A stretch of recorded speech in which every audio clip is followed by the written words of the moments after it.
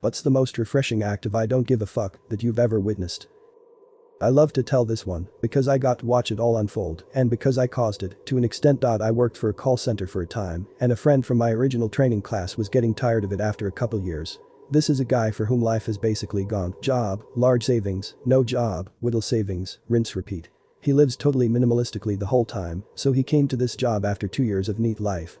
And to neat life he was prepared to return, a hearty 3 years worth of savings under his belt. He told me he was tired of the bullshit and he didn't want to keep working. I liked having a friend at work with his attitude, so I convinced him to instead make them fire him. He agreed and began a very linear scale of laziness. The first week, he began a strict regiment of call avoidance.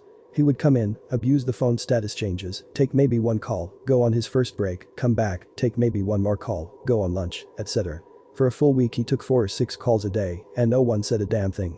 The second week, he took basically no calls. He did a great job of looking busy when important people came by. Somehow, his supervisor did not come to talk to him and the people who monitored phone stats either overlooked him or were investigating a phone anomaly. The third week was where he really shined. We were responsible for our own timesheets, as represented on the employee website. He would come in at the start of his first break, go on break, take no calls, go on lunch, take no calls, go on break, and leave. But on his timesheet, he put his normal start and end times to get paid for a full workday. Friday of week 3 is when they finally came for him. I was so proud of my boy when they laid down a piece of Word doc in front of him to sign, stating he would relinquish his pay that he did not earn, which he promptly refused to sign. Since they could not compel him to sign it, the supervisor got irate and walked him then, and their thing is, if you're fired, you have to have an exit interview. He didn't get one, so they had to call him back in, pay him for his time, and exit interview him properly. And then of course he got unemployment to supplement his savings.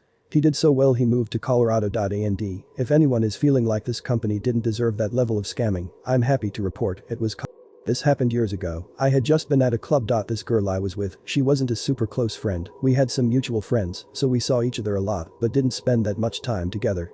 Anyways, she had popped some pills earlier and was pretty drunk and we're walking to the train station because we're on the same line and it's almost 4 AM and we are both exhausted. She'd taken off her heels and is walking barefoot in the middle of winter and is talking about the time she broke her arm falling off the monkey bars in school. Suddenly, she decides she wants to hit up this 24-hour burger place on the way to the station. We get there and she buys me a burger because I'm short on cash, but she also buys 5 extra burgers and fries, and at the time I was teasing her about how much food she bought. Very casually she mentions that they're for a friend, and when we get to the station she walks over to a couple of homeless dudes and sits down next to them and starts chatting like they've known each other their whole lives.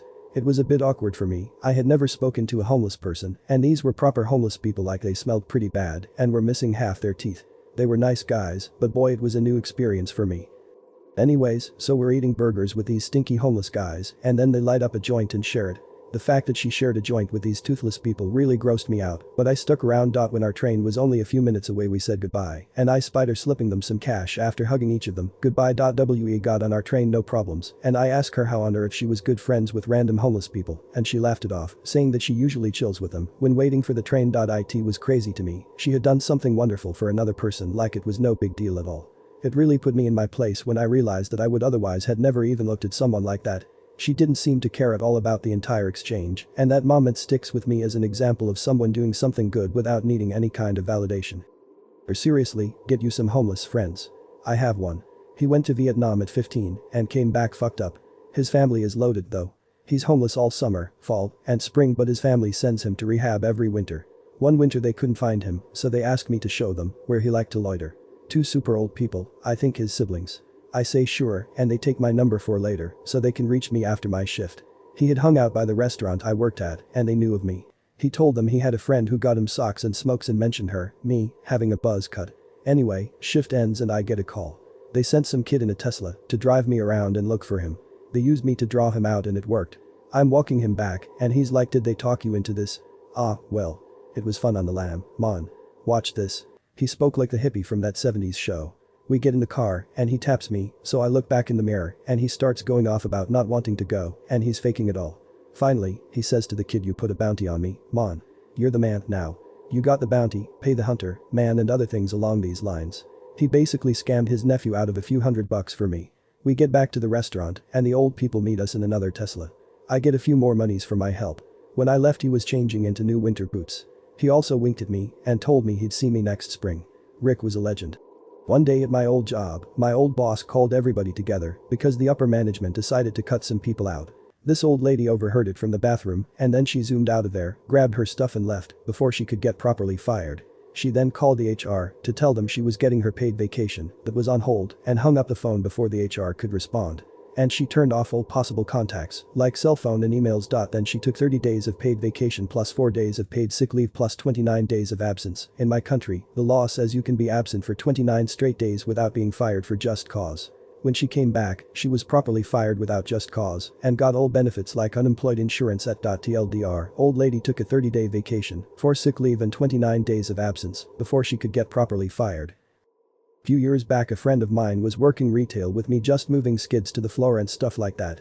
At the time we had a huge asshole of a GM constantly demanding more work and a harder hustle, just being a dick in general. Well, my pal was leaving for a new job and was already past his time just helping out with extra work we had when he could have just gone home.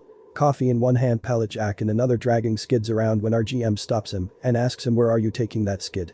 Don't warehouse it, put it on a top shelf out in one of the aisles. Essentially, what he was asking was for my friend to take maybe 60 plus boxes of small product off a skid and up on a shelf out of reach on the retail floor. And to top it off, he also wanted him to unbox them all first. Literally the most tedious redundant task you could be doing. My friend just dropped the skid where he was and said, "You do it," and left the building. My dad's a pretty reasonable guy. Right up until the point where he meets someone who isn't so reasonable. Then he has absolutely no problem sinking to their level just to fuck with them. So we're pulling out of a parking lot. I want to say we were at Base Pro, but there is a Chipotle in the same parking lot and it was lunch rush. So we're pulling out of the parking lot and a woman was trying to get to Chipotle and was in way more of a hurry than she needed to be. My dad had the right of way, but she tried to sneak in before he came around a corner. I assume she thought he would brake and let her through. He did not. So what we're left with is 2 cars, her big SUV and his big Ram, which together take up all of the space in this turn, so neither one can get past the other. So she starts honking at him and he's just giggling. And I mean giggling like a little girl. He thinks this is hilarious, that she was being so rude and is now so pissed off. So he starts by waving at her and smiling. It just makes her honk more. Eventually she just lays on her horn, so naturally he does the same. From an outside perspective, there are 2 cars that are now just in a constant song of honk at each other. I asked him what his plan was and he told me that he was just wasting time until she realized that she could just back up. There was nothing behind her and she could have gone back at any point in time, but I assume she was so mad that she wanted him to back up instead. Now, like I said, my dad had the right of way. And he will stick to his principles until he dies, if he has to. Or until he has to pee really bad.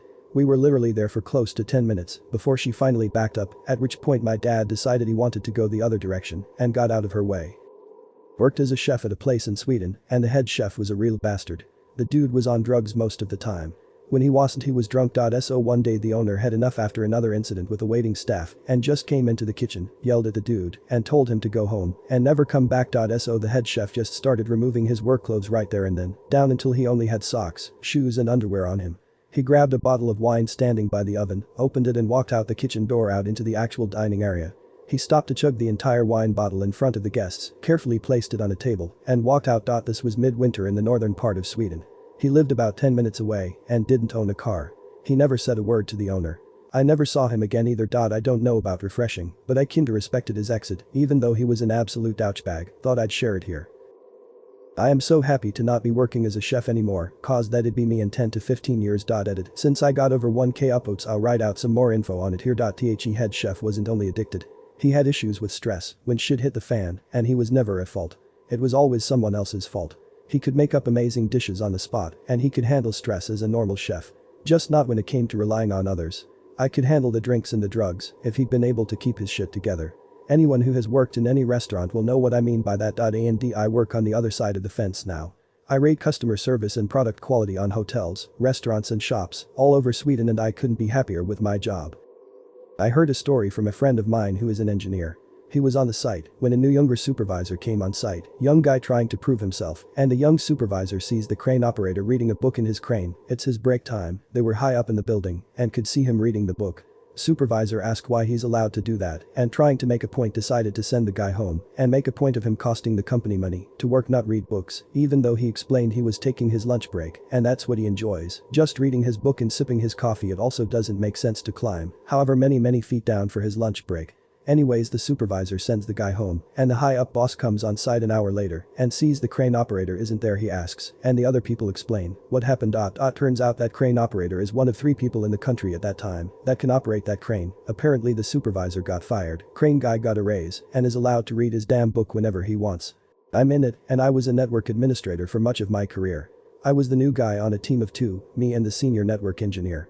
I had only been on the job a short time, and our employer was planning a massive upgrade of our campus-wide network. Early in the planning, our employer thought our engineer didn't have the experience to handle a project of this size, so they wanted to bring in an outside consultant. Our engineer said this was a waste of time and money. Anyway, at a kickoff meeting, they were laying out the timeline, budget, etc., and we found out that they had contracted the consultant. The engineer asked why, and they told him they thought he couldn't handle a project of this size. He calmly said, "Okay. Your consultant can do the whole fucking project by himself," and walked out of the meeting.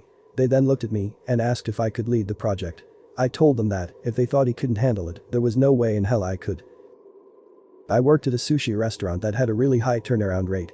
The reason why is because one of the owners was a huge bitch who loved to yell at people. I saw people come and go, most usually lasted only a few days. There was a sushi chef there that had been there for a while. He was pretty cool and we got along great when we worked together. His girlfriend also worked there as a cashier, and a lot of times they were scheduled together. Any Saturday that I was supposed to be off, I get a call from Carol, the bitch boss, asking me if I could come in. Apparently Max and his girlfriend had had enough of her, and they both just straight up left and walked out of the restaurant. The place was pretty small, so usually it was just the cooks in the back, the sushi chef, and the cashier delivery driver. So, when they left, they basically left the place empty aside from the cooks, who did not speak English that well. I decided to take the shift for the extra money, and when I got there Carol was already there behind the sushi prep area making orders. She usually didn't come in at all on weekends, but would still watch the security cameras occasionally from her laptop at home, and if she saw you standing around doing nothing, she would call and yell at you.